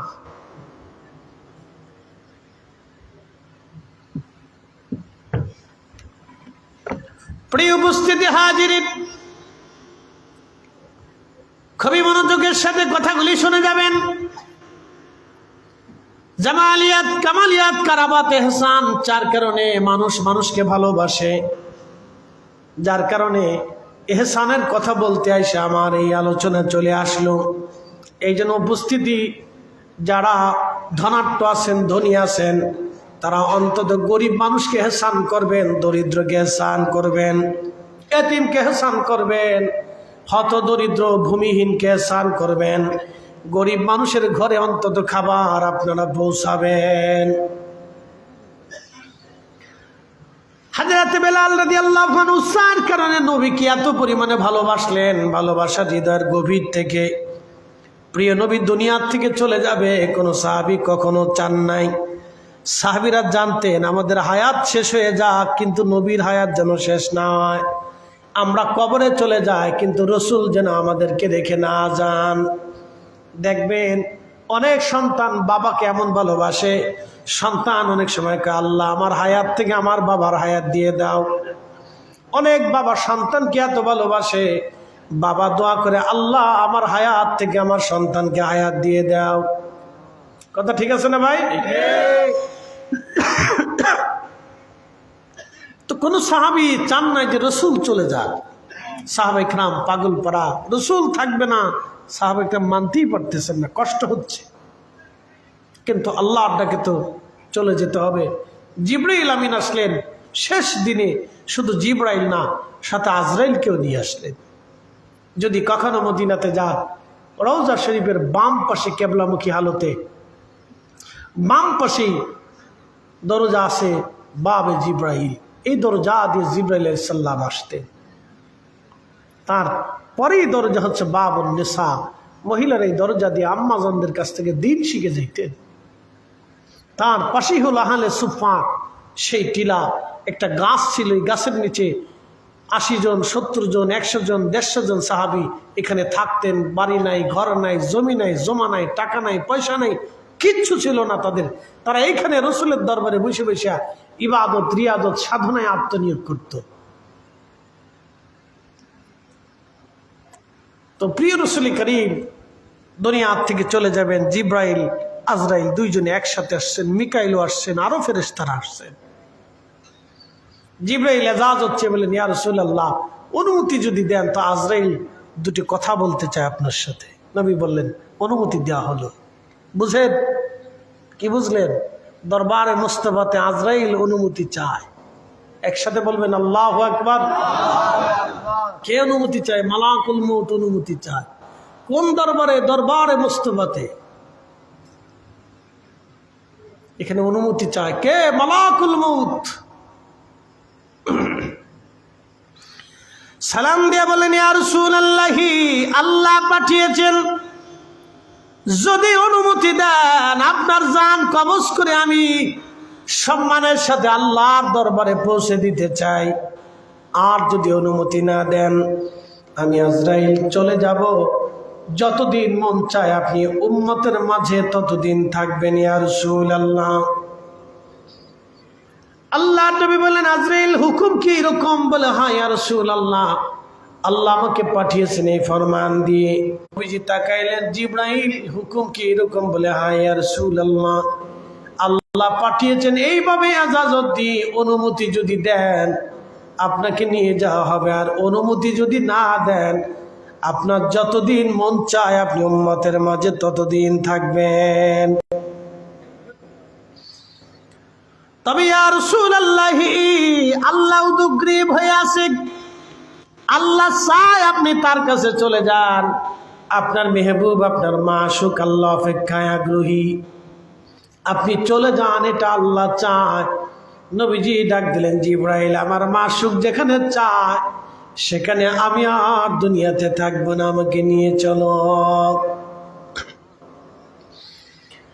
আল্লাহর নবীর জান কবজ রূহ মুবারক নিয়ে যাওয়া হলো, সম্মানের সাথে, অতীব যত্নের সাথে, মহাসম্মানের সর্বোচ্চ ইজ্জত দিয়ে নিয়ে যাওয়া হলো। প্রিয় নবীজি ঘুমিয়ে আছেন যেই হুজরা মুবারকে, যেখানে তিনি ঘুমাইতেন ওইখানে নবীজি ঘুমানো। একে একে 3 দিন পর্যন্ত নবীজি ওইখানে ঘুমানো। সারা মদিনাতে কান্নার রোল পড়ে গেল, রসুল নাই। হযরত ওমরের মতো মহান সাহাবী, শক্ত দিলওয়ালা সাহাবী পর্যন্ত পাগল পাড়া হয়ে তলোয়ার টেনে বের করলেন মদিনাবাসী, যদি বলো রসুল মরে গেছে তোমাদের দেহ থেকে কল্লা ফেলে দেব একেবারে। হযরত আবু বকর হাত চেপে দিলেন, ওমর তলোয়ার গুটাও। এইভাবে বলো না, আল্লাহ তার রসুলকে নিয়ে চলে গেছেন, এটা আল্লাহর বিধান। কুল্লু নাফসিন যায়িকাতুল মউত, প্রত্যেক নফসের মৃত্যুর স্বাদ আস্বাদন করা লাগবে। আল্লাহ তার নবীকে আল্লাহর কাছে নিয়ে চলে গেছেন। ওমর রে পাগলামি করো না। হযরত ওমর স্থির হলেন।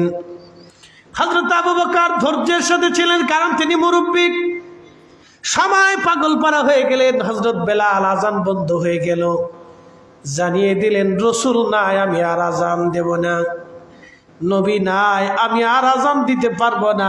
রসুল নাই, এই বিরহ বেদনা আমি কি করে সহ্য করি। কাসোয়া একটা উট ছিল নবীজির, যে কাসোয়াকে সাথে করে নবী নিয়ে জান্নাতে চলে যাবেন। এই কাসোয়া উট কান্না শুরু করলো। 3 দিন পর্যন্ত নবীজির কোনো জানাজা হয় নাই। জমিনের উপরে নবীজি 3 দিন পর্যন্ত ছিলেন। আহা, প্রিয় নবীজির শরীর মোবারক থেকে জান্নাতের খুশবু আসতে লাগলো। আম্মা জানদের রান্না বন্ধ হয়ে গেল। ভিতর থেকে মা তরুণীরা কান্না করতেছিলেন, মহিলারা আসতেছিল কান্না করতেছিলেন। আহা, হযরত আবু বকর, হযরত ওমর, উসমান সাহাবীরা, মুরব্বী সাহাবীরা আসলেন, নবীজির বারগাহে দাঁড়াইলেন, সালাতু সালাম পড়লেন। ইমাম ওয়াকিদি, আহা, তিনি তেনার কিতাবের মধ্যে লিখেছেন, ইমাম ইবনু কাসির আল বেদার মধ্যে তিনি লিখেছেন, মুরব্বী সাহাবীরা আসলেন, আসার পরে সালাতু সালাম পড়লেন, চলে গেলেন। যুবক সাহাবীরা আসলেন, সালাতু সালাম পড়লেন, চলে গেলেন। এবার বালক সাহাবীরা আসলেন, সালাতু সালাম পড়লেন, তারাও চলে গেলেন। ছোট ছোট বাচ্চারা আসলো, সালাতু সালাম পড়লো, তারাও চলে গেল। নারী সাহাবীরা আসলেন, আম্মা জানরা, আহলুল বায়াত আসলেন, সালাতু সালাম পড়লেন, তারা চলে গেলেন। আবার অন্যান্য সাহাবীরা আসলেন, সালাতু সালাম পড়লেন, চলে গেলেন। বৃদ্ধরা আসলেন, সালাতু সালাম পড়লেন, চলে গেলেন। এইভাবে 3 দিন পর্যন্ত নবীজির জামাতের জানাজা হয় নাই। শুধু সালাতু সালাম পড়ে যার যার মতো নবীজির জন্য সালাতু সালাম পড়ে চলে গেল। কারণ তিনি ইমামুল মুরসালিন, তার জানাজার নামাজের ইমাম আর কি হবে বলেন তো। যার যার মতো সালাতু সালাম পড়ে সব যার যার মতো চলে গেলেন। আহা, 3 দিন পর্যন্ত নবীজি এইভাবে আল্লাহ হুজরা শরীফের ভিতরে রইলেন। এখনো হারাম শরীফের ডান পাশে, মদিনার ডান পাশে সেই ঘরটা অক্ষত আছে, যে ঘরের মধ্যে সাহাবীরা মিটিংয়ে বসে গেলেন। নবীজির তিরোধানের পরে এখন মদিনার ইসলামী খেলাফতের প্রধান কে হবে? সাহাবীরা বোর্ড বসে গেলেন। হযরত ওমর আবু বকরের হাত ধরে বললেন, আবু বকরের চাইতে কে গুরুত্বপূর্ণ হতে পারে? নবীজির উপস্থিতিতে যে নামাজ পড়িয়েছিলেন, আল্লাহর নবী যাকে নামাজের ইমামতি করতে বলেছিলেন, উনি আমাদের মুরব্বী, উনি খলিফাতুল মুসলিমিন হবে। আমি ওমর ওনার কাছে বায়াত নিলাম।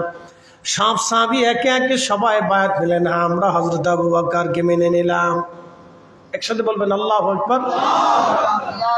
এটা না হলো খেলাফত, আর রাজতন্ত্র হলো রাজার ফুলা রাজা, তার ফুলা রাজা, হের ফুলা রাজা।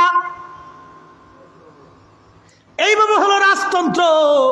খেলাফত হলো জনগণের সিদ্ধান্ত হবে, মানুষেরা সিদ্ধান্ত নেবে। তাও সাধারণ কেউ না। রিক্সাওয়ালা কি বুঝবে, দিন মজুরি কি বুঝবে, কারে ভোট দিব কারে ভোট দিব না কে বুঝবে? আমাদের দেশে কে চোর কে সিটার, কাকে দিয়ে সমাজের উপকার হবে সাধারণ মানুষ কেমনে বুঝবে? এরে 500 টাকা দিলে তো ভোট চেঞ্জ হয়ে যায়। কি কথা কর না কে? 500 টাকা দিলে ভোট চেঞ্জ।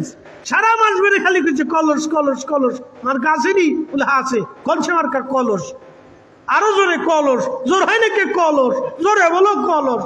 পরে বদনা লাইয়া আগের রাত্রে কয় ভোট কয়টা আছে বাড়ি? 5টা আছে, 5000 দিলাম, কালকে প্রথমেই যে বদনামারকে মারবি। ও 5000 টাকা পাইয়া সারা মাসের কলস ভুলে গেছে। এরপরে যাইয়া প্রথমেই যে ধম ধম ধম ধম করে বদনামারকে মেরে দিচ্ছে। এর নাম গণতন্ত্র। এর সাতারতন্ত্র দিয়ে এদেশে শান্তি আসা সম্ভব না, আমি যেটা মনে করি। এর আনতে হলে সাধারণ শিক্ষিত পার্সনদেরকে আলাদা করতে হবে। কারা মানুষ নির্বাচন করবে? কি কথা কর না কেন? শিক্ষিত সমাজকে আলাদা করতে হবে, এরা নির্বাচন করবে।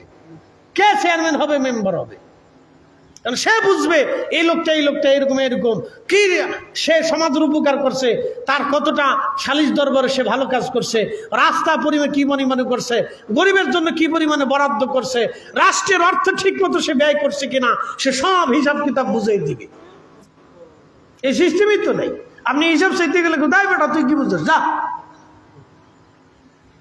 পরের দিন দেখবেন বাড়ি পুলিশ এসে গেছে। বলে কি হয়েছে রে? গাঁজা চালানের মামলায় আপনার ভাষায় দিচ্ছে। ইস, কথা খারাপ গেছি ভাই। এটা বাংলাদেশ। হযরত আবু বকর, ওমর, উসমান, আলী সব সাহাবীরা বসে গেলেন। খলিফা কে হবে? একসাথে কোন আল্লাহু আকবার। না না, খেলাফত কেমন হয়েছে বুঝাই দি। খলিফা কে হবে? দামি দামি সাহাবীরা, মদিনার সবচেয়ে প্রভাবশালী সাহাবী, জ্ঞানী গুণী সাহাবীরা বসলেন, সবাই বায়াত নিলেন হযরত আবু বকরের কাছে। হযরত আবু বকর মুসলিম মিল্লাতের খলিফা হলেন। একবার জোরে বলা যাবে কি মারহাবা। তখন তো ভাই আমানতের জমানা ছিল।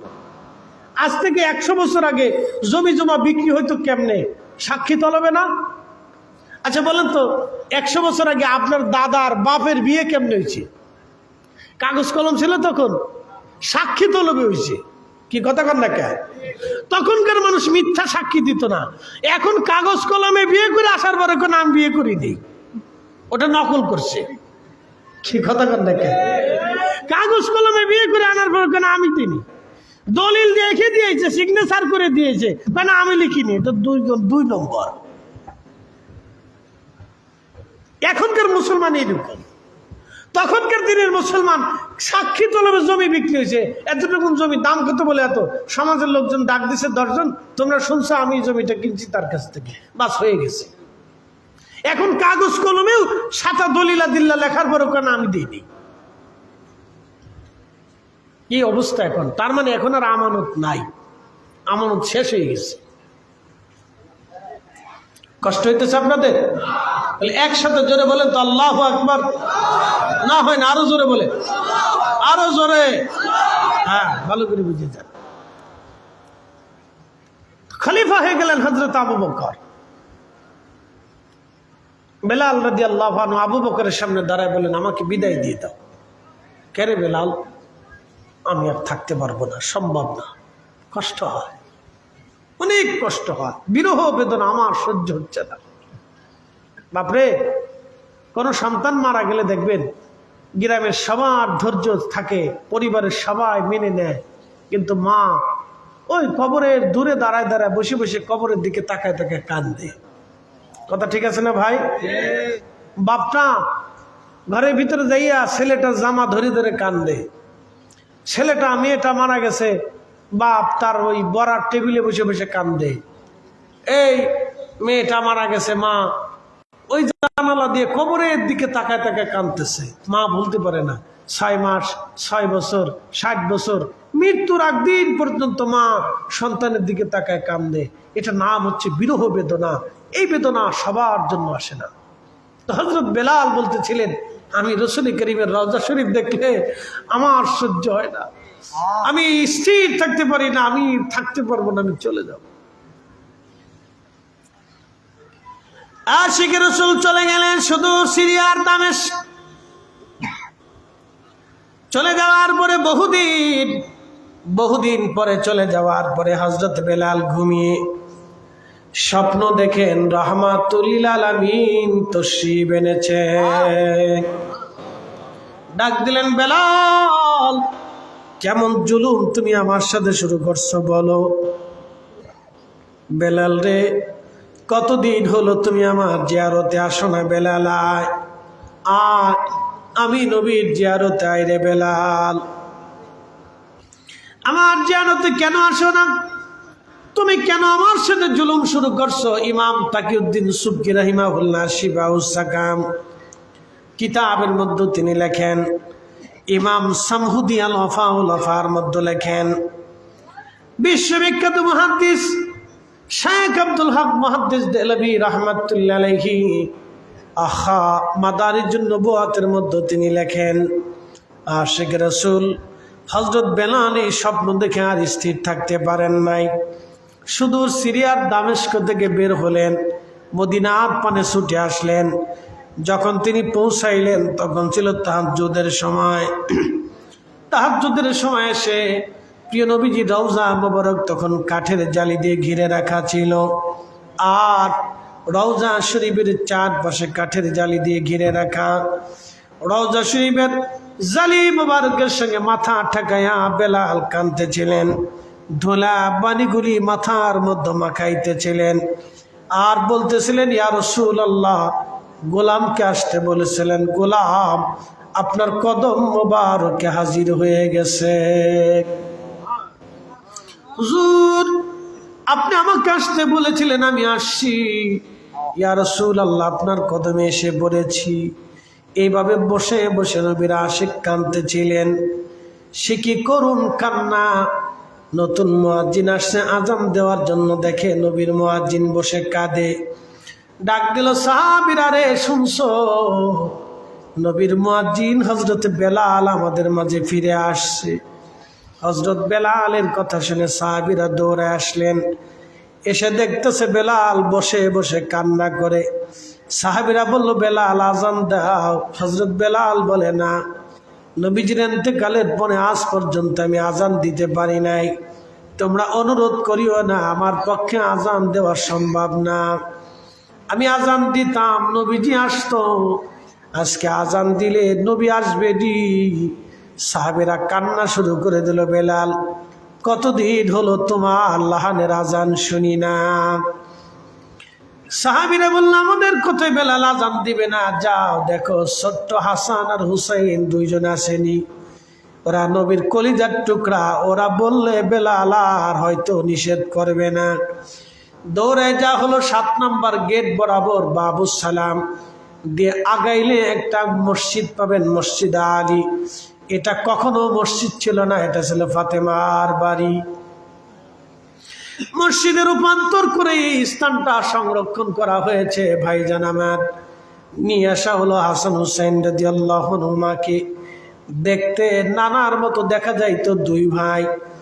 রওজা শরীফ থেকে উঠে হযরত বেলাল দৌড়াইয়া ইমাম হাসানকে জড়িয়ে ধরলেন, ইমাম হুসাইনকে বুকের মধ্যে জড়িয়ে ধরে কান্না শুরু করলেন।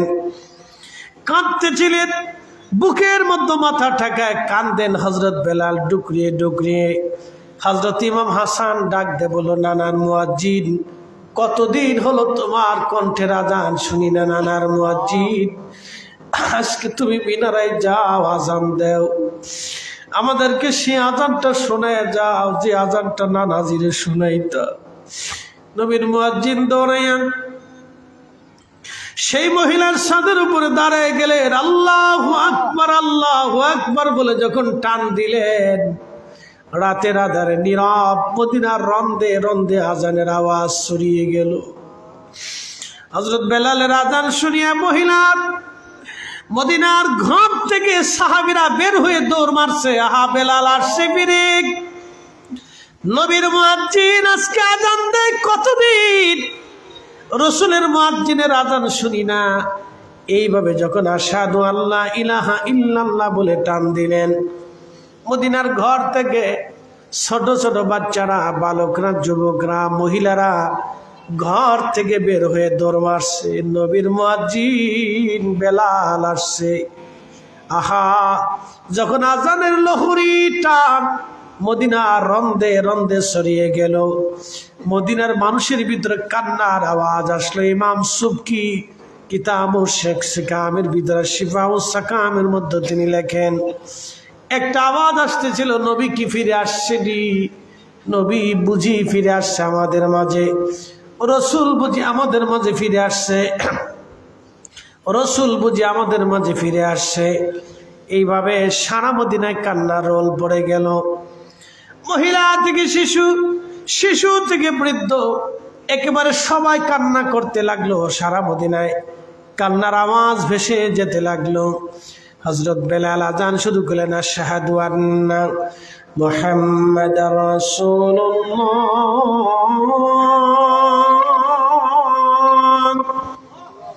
ঠিক যখন তিনি টান দিলেন, ইমাম তাকিউদ্দিন সুবকি আশফাউস সাকামের মধ্যে তিনি লেখেন, মদিনার মাটি থরথর করে কেঁপে উঠল। আল্লাহু আকবার, চিৎকার মেরে বলেন, ইয়া রাসূলুল্লাহ। মদিনার মাটি থরথর করে কেঁপে উঠল। নবীর মুয়াজ্জিন হযরত বেলাল রাদিয়াল্লাহু আনহু অজ্ঞান হয়ে পড়ে গেলেন, আর আজান দিতে পারেন নাই। মদিনার মাটি থরথর করে কাঁপতে লাগলো বেলালের আজানে। পৃথিবীতে একজনের আজানে পৃথিবীর মাটির মধ্যে ভূমিকম্প হয়েছিল, তিনি আশিক রাসূল হযরতে বেলাল। তাহলে বুঝেন তো সে আজানটার ভিতরে কত বিরহ বেদনা লুকায়িত ছিল, কত প্রেম ছিল সে আজানের ভিতরে। সবজ গম্বদ ওয়ালে मंजूर दुआ करो ना, जब वक्त नजात आए आका दीदार अता करना, दीदार अता करना। मैं कब्रे अंधेरी में घबराऊंगा जब तन्हा में, कब्रे अंधेरी में घबराऊंगा जब तन्हा, इमदाद मेरी करने आ जाना रसूल अल्लाह, इमदाद मेरी करने आ जाना रसूल अल्लाह। रोशन मेरी तुर्बत को लिल्लाह जरा करुणा,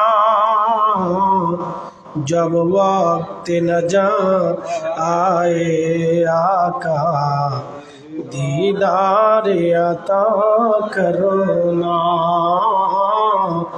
दीदार आता करुणा। सलातुन या रसूल अल्लाह,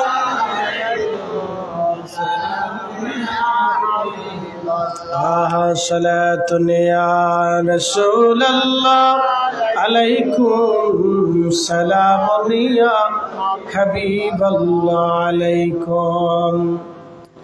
इश्क़ रसूल বিরহ বেদনায় নবীর আশিক পাগল পারা হয়ে যখন হুঁশ ফিরে আসলো, রওজা শরীফে দাঁড়ায় কাঁদে, হুজুর আমি আসছিলাম, আজান দিয়েছি, আপনার কদমে গোলাম হাজির হয়ে গেছি ইয়া রাসূল। নবীজি বিদায় নিচ্ছি, হয়তো আর মদিনাতে দেখা হবে না ইয়া রাসূলুল্লাহ, পরপারে আপনার সাথে দেখা হবে।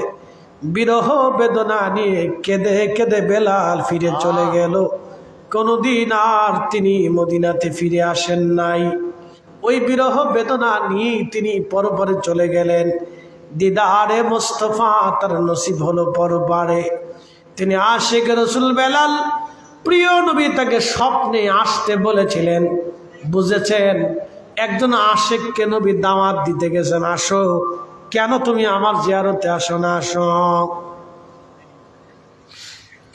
আজকে ওরা কারা ধর্মের দোহাই দিয়ে, বেদাতের ফতোয়া দিয়ে, শিরকের মাসালা দিয়ে, হারামের তাবকা দিয়ে, রাসূল কারীমের রওজা শরীফ জিয়ারতের ব্যাপারে যারা নবীজির জিয়ারত করাকে যারা বেদাত ও শিরকের মাসালা দেয়, বলে মক্কায় যাবা হজ করতে, কিন্তু মদিনায় জিয়ারতের নিয়তে যাবা না।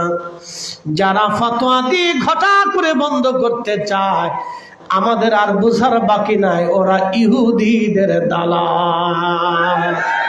কথা বলেন ঠিক না বেঠে? আমাদের আর বুঝার বাকি নেই, সব ইহুদিদের ফাঁসাটা গোলাপ। ওরা আসছেই তাদের এজেন্ডা জমিনে বাস্তবায়ন করার জন্য। সুন্নি ভালো করে শুনে রাখবেন, জীবনের শেষ সময় পর্যন্ত আহলে সুন্নাতুল জামাতের পতাকাকে দাঁত দিয়ে কামড় দিয়ে চেপে ধরে থাকতে হবে যদি ঈমান বাঁচাইতে হয়। কথা বলেন ঠিক কিনা?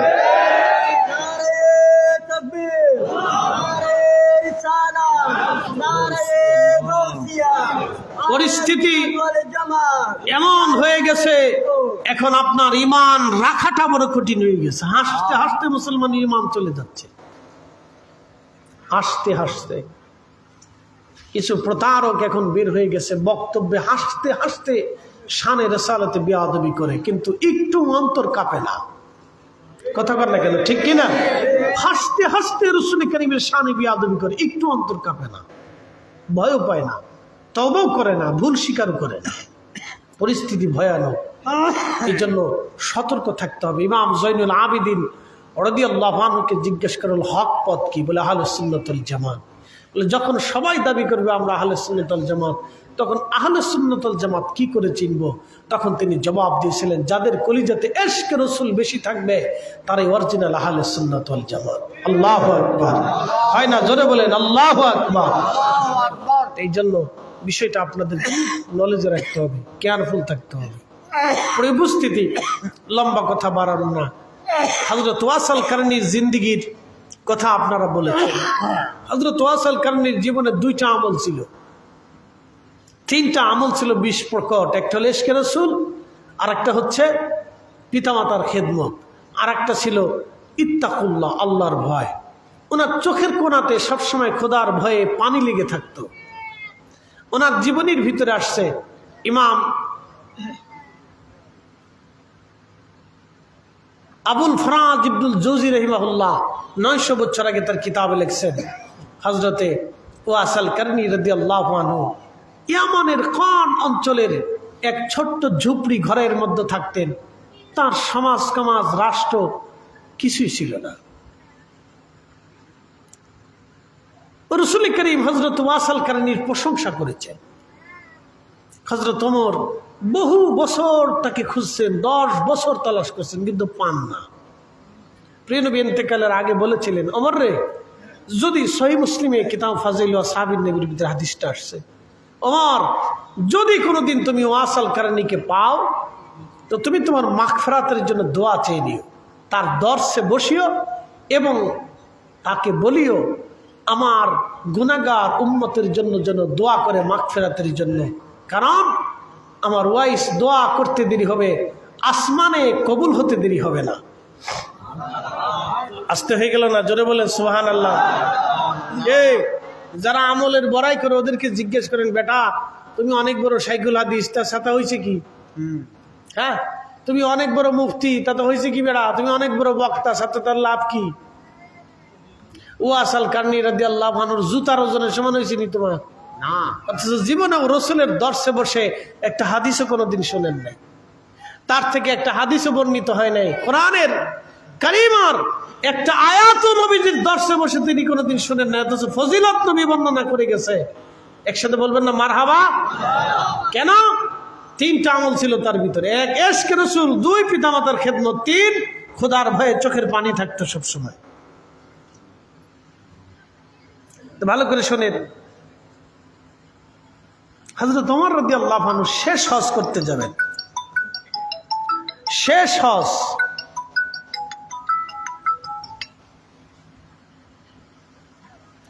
হযরত ওমরের জীবনের শেষ হজ, এরপর আর কোনো হজ নাই তার। একটু দরুশে পড়ে সালাতুন ইয়া রাসূলুল্লাহ আলাইকুম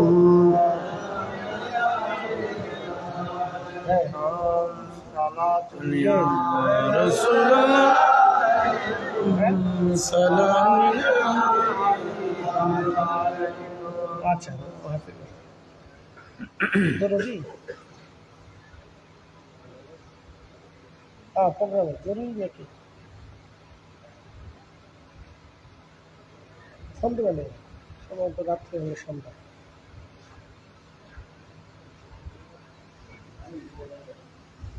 ফোন দেবেন। ইচ্ছা সালাতুন ইয়া রাসূলুল্লাহ আলাইকুম সালামুন ইয়া হাবিবাল্লাহ আলাইকুম। হযরত ওমরের জীবনের শেষ হজ, আর হজ নেই, বিদায়ী হজ তিনি করবে। হারাম তাওয়াফ করতেছিলেন। তাওয়াফের সময় হযরত ওমর বললেন, ইয়ামানের হাজী যারা আছেন তারা দাঁড়ান, সমস্ত হাজিরা বসে যান। তাওয়াফরত অবস্থায় সমস্ত হাজিরা বসে গেল। হযরত ওমর দাঁড়িয়ে গেলেন, ইয়ামানের কিছু হাজি দাঁড়ানো আছেন, তোমরা কি ইয়ামানি? বলে হ্যাঁ। তোমাদের মধ্যে কারণী যদি কোনো হাজি থাকে তাহলে দাঁড়াও, বাকিরা সব বসে যাও। সমস্ত হাজি বসে গেল, কারণের একজন লোক দাঁড়িয়ে আছে, তুমি কি কারণী? বলে হ্যাঁ। হযরত ওমর বলেন, ও আল্লাহর বান্দা, তাহলে বলো তো ওয়াইসাল কারনী নামক কাউরে তুমি চিনো কিনা? লোকটি তখন বলল, আমিরুল মুমিনিন খলিফাতুল মুসলিমিন, আপনি কি সেই ওয়াইসের কথা বলেন যে আমাদের দেশে পাগল? কি পাগল ঘুম আসতেছে আপনাদের? আমাদের দেশে কি পাগল?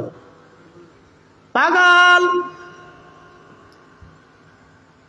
ঝুপড়ি ঘরের মধ্যে থাকে, সমাজ থেকে বিচ্যুত, সমাজ তারে পছন্দ করে না, সমাজ তারে পছন্দ করে না। খেজুর, বাচ্চারা খেজুর খেয়ে বিচি ফেলে দেয়, সেই বিচি গুছিয়ে গুছিয়ে বাজারে বিক্রি করে এনে কোনো রকম একটা দুইটা খেজুর খেয়ে সে বেঁচে থাকে।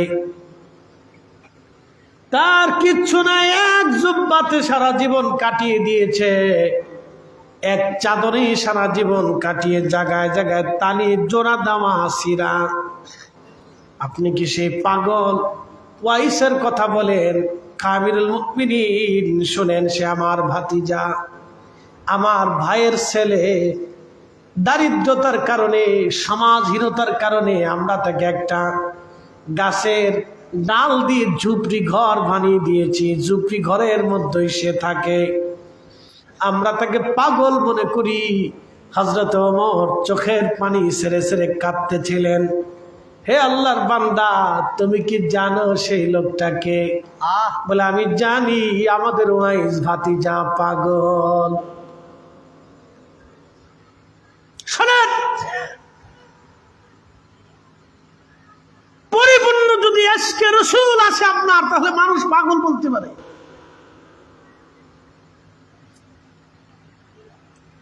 সমাজ থেকে ছেড়ে দিয়েছে পাগল, আমাদের দেশের পাগল ওয়াইস। হযরত ওমর চোখের পানি ছেড়ে দিলেন। আল্লাহর বান্দা, থামো, আর বলিও না। তুমি কি জানো তার ফজিলত? আমি রসুলের পবিত্র জবান থেকে শুনছি। ও হাজিরা শোনো, নবীজি বলেছেন যে দোয়া করলে আসমান থেকে দোয়া ফেরত আসে না। আমি শুনেছি নবীজি বলেছেন তাকে দেখলে উম্মতের গুনাহের মাগফিরাতের জন্য দোয়া চাইতে বলেছেন। বলো তো কোন জায়গায় গেলে তাকে পাওয়া যাবে? বলে, হুজুর, মক্কার একটা বিরান ভূমি আছে, মনে হয় এইখানে গেলে আপনি তারে পাবেন। সে সমস্ত মানুষ থেকে জুদা হয়ে মক্কার বিরান ভূমিতে হয়তো নামাজে রত আছে। আমিরুল মুমিনিন, ওইখানে গেলে আপনি পেলেও পেতে পারেন। হযরত ওমর হযরত আলীকে নিয়ে রওনা করলেন। দ্রুত গতিতে উটের পিঠে সাওয়ারি হয়ে উট দাবড়ায় চলে গেলেন। যে দেখলেন একজন আল্লাহর বান্দা তার একটা ছোট্ট টুপলা পাশে রেখে সিরা জুব্বা তালি দেওয়া, জায়গায় জায়গায় চুল উস্কো খুস্কো, দাড়ি এলোমেলো, চুল উস্কো খুস্কো, দাড়ি এলোমেলো, গায়ের উপরে একটা সিরা চাদর, ধীর স্থির ভাবে নামাজ পড়তেছে। মনে হয় কোনো পেরেশানি তার জীবনে আসন্ন করে নাই। হযরত ওমর পিছন দিক থেকে সালাম দিয়ে বসলেন। দেখলেন 2 রাকাত নামাজ, দীর্ঘ লম্বা হলো। নামাজ শেষ করার পরে সালামের জবাব দিয়ে বলেন, হে আল্লাহর বান্দা, আপনারা কারা? বলে, আপনার নাম কি? ওয়াইস আল কারনি। বলে, হ্যাঁ। হযরত ওমর বলেন, আমি খলিফাতুল মুসলিমিন ওমর। আমার সাথে যিনি আসছে তিনি হযরত আলী মারতাবা রাদিয়াল্লাহু আনহু। তখন হযরত ওয়াইস আল কারনি গায়ের যে চাদর ছিল, চাদরখানা নামে বলে, না, হ্যাঁ, আপনি খলিফাতুল মুসলিমিন আমার কাছে আসছেন, আর উনি হযরত আলী আহলে বাইতে রাসূল আমার কাছে আসছে। আল্লাহু আকবার। চাদরখানা বিছাই দিয়ে বলেন, হুজুর, আপনার রসুলের মহান সাহাবী, চাদরখানা বিছাইলাম, আমার তেমন কিচ্ছু নাই, এই চাদরের উপরে আপনারা বসেন। হযরত ওমর তার জীর্ণ শীর্ণতা, দুঃখ দুর্দশা দেখে কেঁদে ফেলে দিলেন। ওয়াইস, যদি অনুমতি দেন আমি আপনার জন্য মক্কার বাজার থেকে একটা জুব্বা কিনে আনবো। হযরত ওয়াইস বললেন, ওমর, তার আর কোনো প্রয়োজন নাই, আমার এই সিনা জুব্বাটাই আমার জন্য যথেষ্ট। আসতে হলো কেন? জোরে বলেন। এদের জীবনী শুনলে আপনার তো গা শিউরে ওঠার কথা।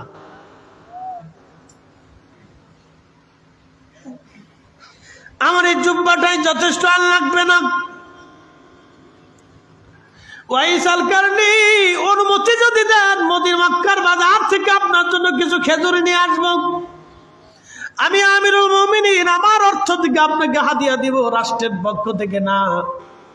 হযরত ওয়াইস বললেন, ওমর রিজিকের মালিক তো আল্লাহ, আগামী মুহূর্তের খাবারটা আল্লাহর পক্ষ থেকে আমার জন্য আসবে, এটা নিয়ে আপনার চিন্তা করা লাগবে না। আজকে হয়ে গেছে, একসাথে বলেন আল্লাহু আকবার। ওনার ফজিলত আমি কি করে বর্ণনা করব। হযরত ওমর চোখের পানি ছেড়ে দিয়ে কেঁদে বললেন, রাসূল আমাকে আপনার দ্বারস্থ করেছেন, নবীজি বলেছেন আপনি আমার মাগফিরাতের জন্য দোয়া করে দেন, আর রাসূল আমাকে বলেছেন আপনি যেন নবীর উম্মতের গুনাহের মাগফিরাতের জন্য আপনি দোয়া করতে বলেছেন। আল্লাহর নবী আমাকে আপনার কাছে পাঠিয়েছিলেন, আমি 10টা বছর আপনাকে খুঁজেছি তন্ন তন্ন করে আরবে, আজকে আপনাকে পেয়েছি। আগে ওয়াইস আল কারনি, রাসূলের পক্ষ থেকে আপনাকে পয়গাম পাঠিয়ে দিলাম। হযরত ওয়াইস আল কারনি হাত বাড়িয়ে দিলেন, নবীর উম্মতের মাগফিরাতের জন্য দোয়া করলেন, আর বলেন, ওমর আমি সবসময়ের জন্য আমার রাসূলের গুনাহগার উম্মতের মাগফিরাতের জন্য দোয়া করি। দোয়া শেষ, হযরত ওমর কাঁদতে লাগলেন। ওয়াইস আল কারনি, আপনি আমাকে দয়া করে কিছু নসিহত করেন। বুঝেছেন? বুঝেন? রাসূলের সরাসরি ছাত্র হযরত ওমর আমিরুল মুমিনিন, তিনি বলতেছেন আপনি আমাকে কিছু নসিহত করেন, আপনার নসিহত আমার দরকার। শুধু ইশারায় বলেছিলেন, ওমর খেলাফত যদি ছেড়ে দিতে পারো তাহলে অনেক উপকার। হযরত ওমরের হাতে লাঠি ছিল, ফেলে দিয়ে বলে, না আমার এই খেলাফতে যদি আমার কাছ থেকে কেউ নিয়ে যেত তাহলে আমি হযরত ওমর বেঁচে যাইতাম। কি কঠিন দুর্যোগ মাথায় নিয়েছি, রাষ্ট্র চালানো। আমরা তো চেয়ারম্যান, মেম্বার, এমপি, মন্ত্রী, মিনিস্টার, এমপি, প্রধানমন্ত্রী হওয়ার লেগে পাগল হয়ে যেতেছি। আর হযরত ওমর বললেন, খেলাফত যদি আমার কাছ থেকে কেউ নিয়ে যাইতো তাহলে বিরাট বড় বোঝা আমার মাথার থেকে চলে যাইতো, আমি বেঁচে যাইতাম। কিয়ামতের ময়দানে এত বিরাট মিল্লাত নিয়ে আমাকে জিজ্ঞাসিত হতে হতো না। তা আল্লাহকে কিভাবে ভয় করতেন? যালিকা লিমান খাশিয়া রাব্বা, তাদের জিন্দেগির দিকে যদি তাকান তা আপনার কলিজার ভিতর ভীতির সঞ্চার হবে। তারা কিভাবে আল্লাহকে ভয় করতেন? হযরত ওয়াইস বললেন, আমার সময় খুব স্বল্পতা, জীবন খুব অল্প, তোমার সাথে গল্প করার সময় আমার হাতে নাই, আমাকে চলে যেতে হবে, অনেক কাজ, খোদার ইবাদতে অনেক বাকি এখনো। বুঝতে পারছেন? একজন খলিফাকে পর্যন্ত সময় দিচ্ছে না, আমার অনেক সময় চলে যাচ্ছে, তোমার সাথে গল্প করার সময় নেই। তিনি হাঁটতে হাঁটতে চলে গেলেন। হযরত ওমর আর আলী দুজন পথের দিকে তাকিয়ে রইলেন।